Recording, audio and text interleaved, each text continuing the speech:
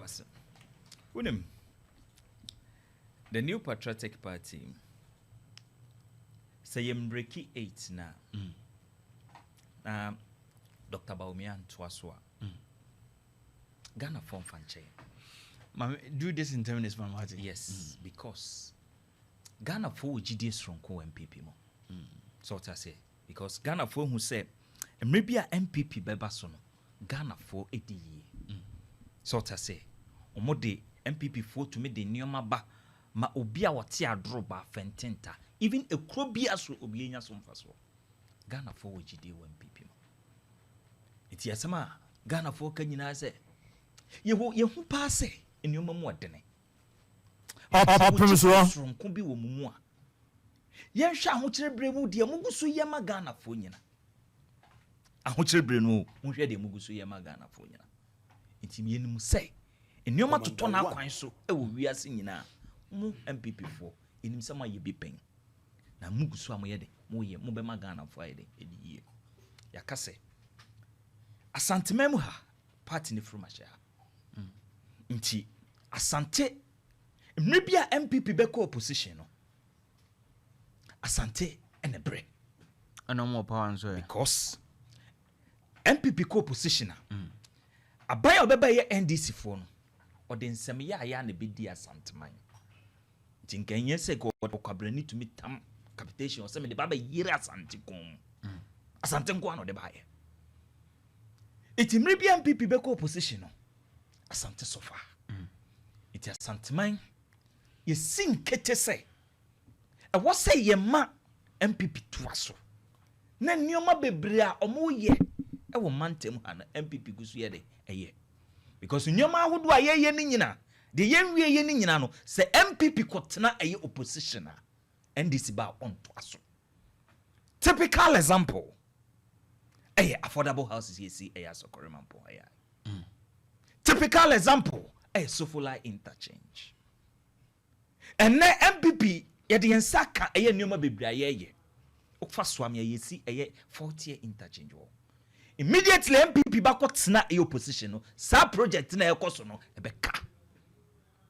Nti ye tie ne se. Ye sese ye to aba e de prem puntu ya. MPP de mpuntu no bebre aba Asante ya. Iti ewo se Asante ehwe na woto aba ema eye MPP. Nti dieti a Dr. Matthew Poku Pempeni MPP ye kan say ehia 85%.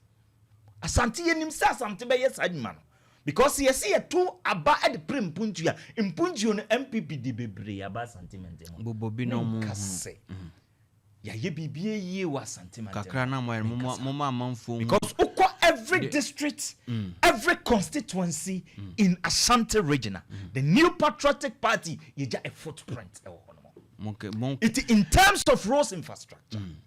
And then I say, you have over 2,000 kilometers of roads in the Ashanti region. You have kilometers of roads from the Ashanti region. And then I say, Oko Asante Achim, South. Say South Negasono. Oko Jaso town rules MPP aye. Ko Jaso e kon kwanta kwa Asante Achimboku na na do danko Akufo-Addo ni Yoruba umia aye sa kwan no. Enem na uka say uko eye Asankare Junction. Eko eye Asante Achim Domfe wanchi krofa eko si Dwansa na na do danko Akufo-Addo aye sa kwan no. Uko Dwansa town rules na na do danko Akufo-Addo aye de aye sa kwan no. So what I say, odi wani kiremu ewo eye Agogo which is Asante Achim North na. Ye fre baby Asanteman Junction. Asanteman Junction eko Raponsoko Senchi ebesi efidiasi asokore. Na na do danko Akufo-Addo ayesa akwan no. So ta say, na na do danko Akufo-Addo ayesa ekwan no ewo hono mo. Ebia wode woni kirem wo aye adanse asokwa. Ye fre baby fumso eko aye aboabo number 1. Eko fumso ketwa. Na na do danko Akufo-Addo ayesa akwan no. Talk about adanse asokwa aye town rules. So to say, yes, I quite know. Would wani chiremu ewo bekwaya town rules adudanko Akufo-Addo aye. Ebia would wani chiremu ewo anyan kwanta kopem eye oboase adudanko Akufo-Addo ene Yoruba umia yes akwan. Boase town rules adudanko Akufo-Addo ni Yoruba umia yes akwan. Would wani chiremu eye manso eye edubia. manso edubia ekọ eye suade kọ eja krom nana adodanko akufado ayesa akwan no talk about agrosum kwan ayeyi so ta say iti akwan ne de metumi abobo bebre ukọ eye atwemampunua constituency adodanko akufado aye nyinahini town roads nya fi nyinahini kọ kira so ayesa akwan no na ni na agina akwanyo neba enti na make tell say in terms of roads infrastructure nkwa na mede mound e dosu an ye betumi ayede abobo because my catch say ye the over 2000 kilometers and ayede about a Ashanti region. Talk about a schools infrastructure for every district.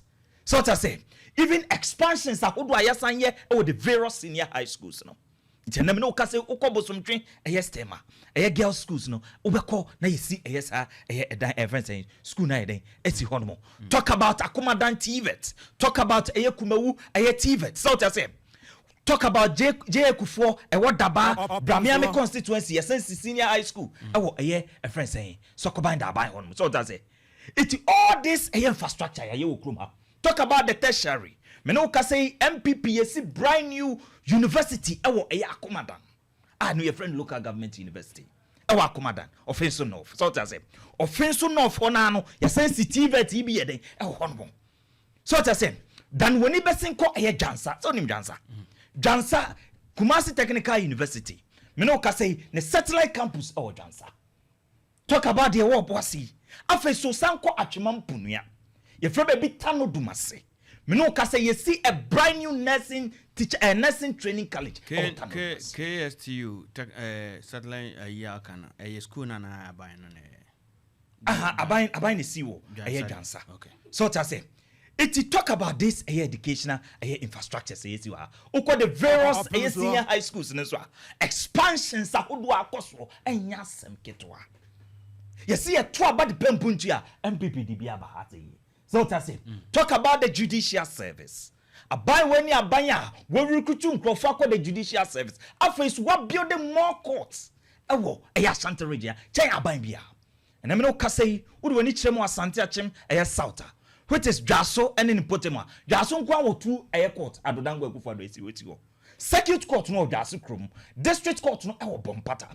So to say, would when it's Chemu, our Asante Achim, and no for which is Agokunin in Potema, and no see a court in the day. Go to Setra from Plains, and no see court in the come to a Kumawu, ye CB a day, our Honomo. Come to a Fidiasa Sokore, ye CBO, come to Jabin, ye CB a day, our Honomo. Go to Opemsuo North, Opemsuo South, ye CBO, go to Achimampunia. All these constituencies, ye make impact a day, our Honomo.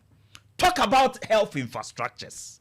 And I mean, say, Ope Abaya, or the health infrastructures, Abba Asanteman Temua, Nanado Danko Kufadu, and here about me. No government in the history of this country, and they see more hospitals change. So to say, and I mean, say, and I mean, particular about health. Yes, health, no, it's in a meba home. And I mean, say, you were 4 hospitals, here by the close of this month. Ye babe commission ni nyina okuma ya complete ye wie bibia gumu a ye de health professionals e kwakogu. I would love to see them hospitals. And right hospitals ni nie okwa Setra from Plains you see hospital na ye den e wo hono mo. So to say okwa Manso Nkwanta so to every say Manso Nkwanta you see hospital na ye den e wo hono mo. Okwa Swami Anomanjia you see hospital ni bi ye den e wo ho. Okwa Sabronu mu a me no ka say you see sa hospital ni bi wo Oko Chedie, which is Atumako Homeya, you see a hospital. So to say, talk about the agenda 111. Uko trade, you know, say no, Akatona Broni, we go to a dance kwa and also to Nabroni, we would when each remu ewo, a manso edubia, CID Hoya, Menoka say no, say Akatuni Tona Broni. So what do you mean? So what is a inherited project?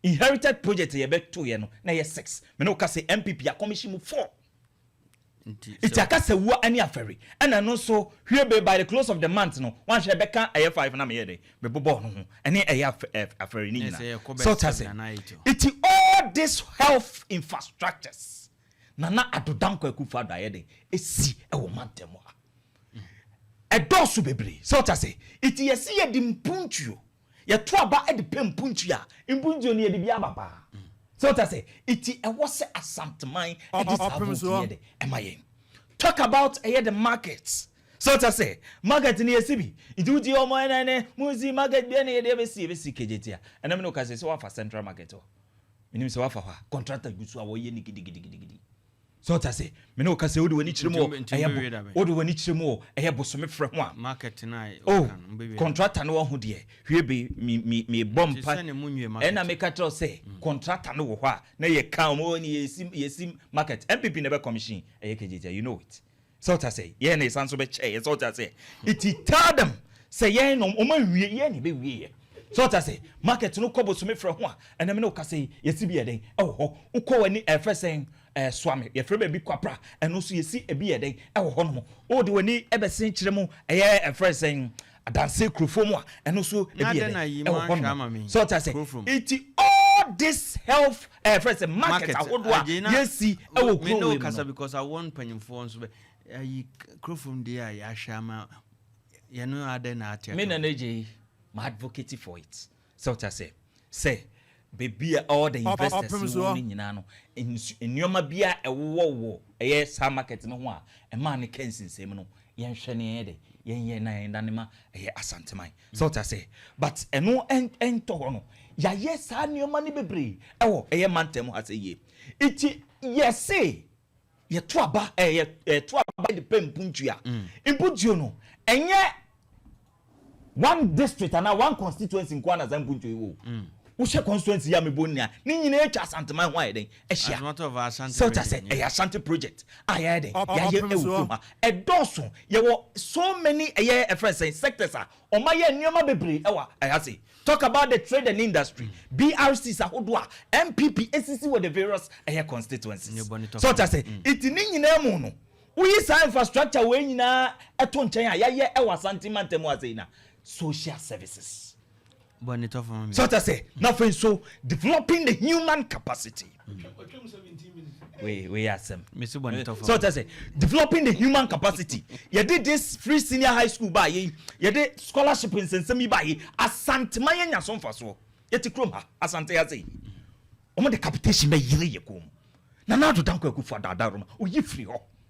So to say, you free on nothing so they tell say oh it's a girl mama say jina ko mo numan ko wamba ndc for no mo numan ko mamba because o mo ni bibia be ka so jina tana ka me on fast na ko me mbo ni tofa no e che opefe say NPP buy no apart from the infrastructure development ya sign and make sure say o man for no the social interventions be ba Opemsuo de ato mo yeti krom ha o mo duma Asante man ene Ghana nkane asa and they are restore ya man kania ni gina so nursing and teacher training allowance you restore ye tua so tia say ye sanioma we nyina ka the infrastructure na ye ka no na wo se won to aba man NPP a wo se wo koto ama wan